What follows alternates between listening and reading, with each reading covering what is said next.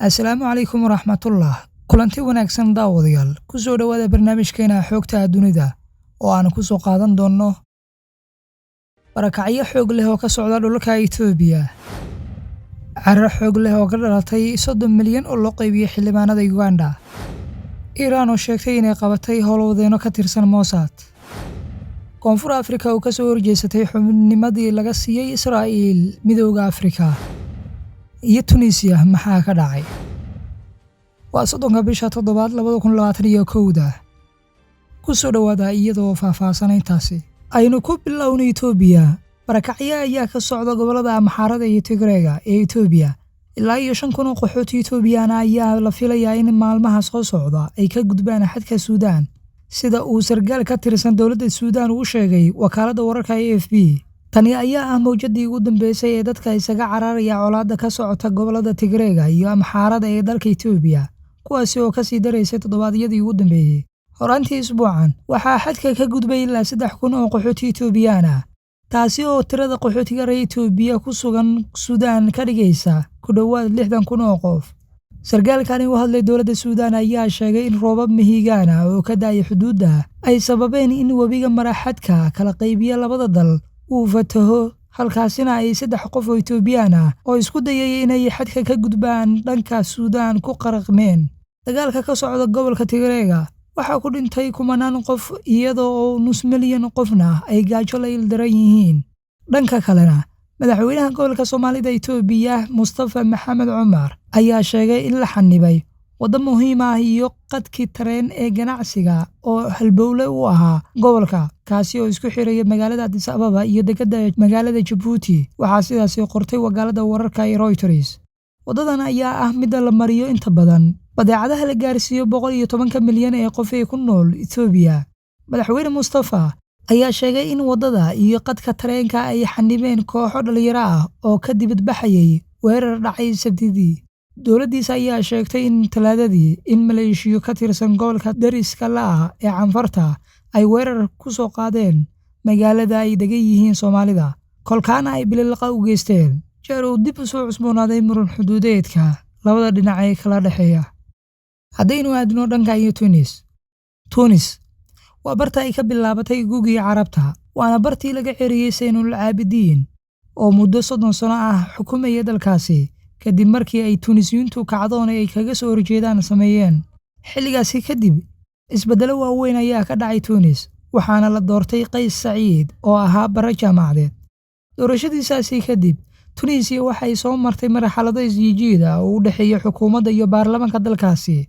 Waxaa ka dhacay wax lagu tilmaamay inqilaab siyaasadeed oo xoog badan horaantii toddobaadkan, kolkii madaxweyne Qays ku dhawaaqay inuu xilka qaadis ku sameeyay xukuumaddii ra'iisul wasaare Hisham Mashishi, isagoona joojiyay shaqadii baarlamaanka. Go'aankii madaxweynaha ayaa lama filaan noqday kadib markii uu ku dhawaaqay inuu soo magacaabi doono ra'iisul wasaare cusub.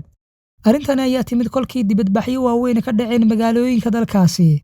Banaanbaxayaasha ayaa hareeyay xarumo uu leeyahay xisbiga Islaamiga ee Al-Nahda, waxayna ka caraysnaayeen habka khaldan ee ay dowladdu u maamushay xanuunka faafaha daran ee COVID-19. Dhanka kale, gudoomiyaha baarlamaanka Tunisia ahna hogaamiyaha xisbiga Al-Nahda, Rashid Qanuushi, ayaa tallaabada uu qaaday madaxweyne Qays ku tilmaamay inqilaab uu sameeyay madaxweynaha, wuxuuna sheegay in howshiisa dastuuriga ah uu sii wadan doono. Isla fiidnimadii Axadda, wax yar uun kadib go'aankii madaxweynaha ee uu xasaanada kaga xayuubiyay baarlamaanka, gawaarida gaashaamon ee ciidamada ayaa isku gadaamay xarunta sharci dejinta ee Tunisia. Geesta kale, madaxweyne Qays Saciid waxa uu difaacay tallaabooyinkii uu ku laalay qaar ka mid ah hay'adaha qaranka dalkaasi xilli lagu eedeynayo inuu sameeyay afgembi. Sacuudiga ayaa taageero u muujiyay madaxweynaha Tunisia Qays Saciid, waxayna sheegeen inay garab taagan yihiin dowladda iyo shacabka Tunisia, iyadoona ugu baaqay in beesha caalamka tixgeliyaan midnimada iyo madax-bannaanida dalkaasi. Carro ayaa ka dhalatay 30 milyan oo loo qaybiyay xildhibaanada Uganda si ay baabuur ugu iibsadaan.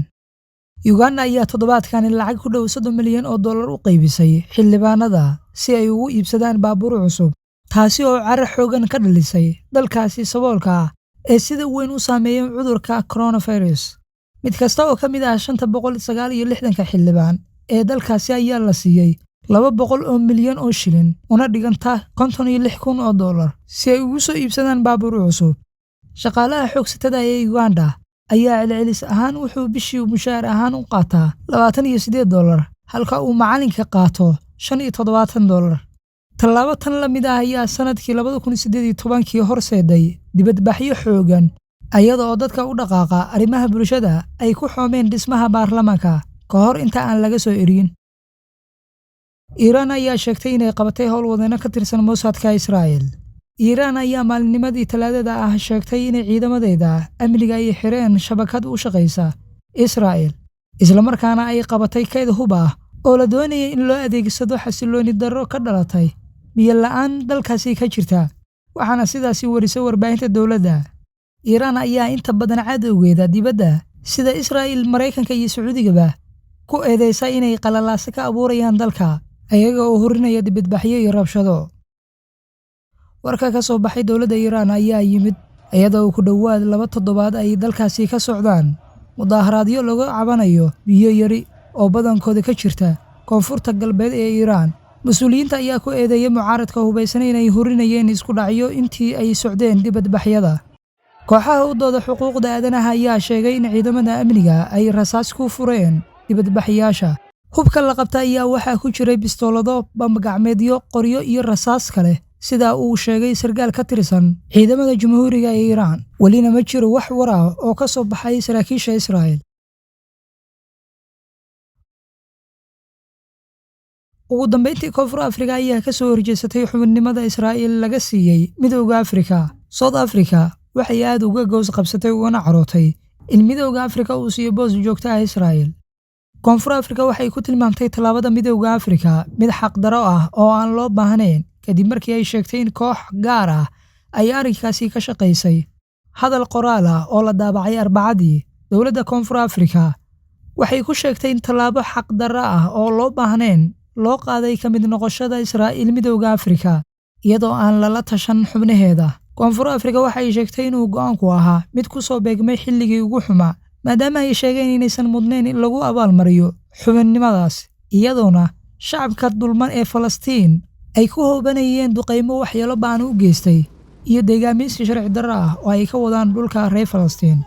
Bishii Maaj, xiisado u dhexeeya Israa'iil iyo Xamaasta xukunta marinka Gaza ayaa ka qarxay halkaasi kadib markii uu ka bilowday in qaab qasab ah qoysaska Falastiin looga ceeriyo guryahooda ku yaala bariga Qudus ee la haysto. Waxa uuna isu rogay weerar 11 maalmood ka socday Gaza.